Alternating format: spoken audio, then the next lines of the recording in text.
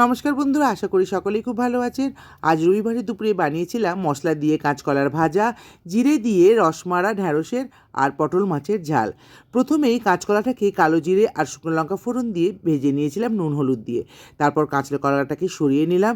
এর মধ্যে একটু তেল দিয়ে এর মধ্যে দিলাম পেঁয়াজ বাটা, একটু লঙ্কার গুঁড়ো।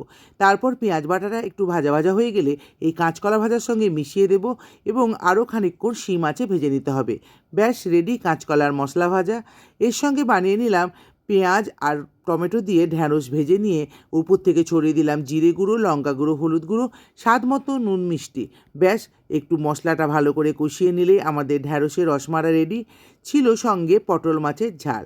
পটল মাছের ঝালের সঙ্গে বানিয়েছিলাম আলু আর পেঁপে দিয়ে লাল লাল করে খাসির মাংসের ঝোল, যেটা আমার ছেলেমেয়েরা খেতে খুব ভালোবাসে।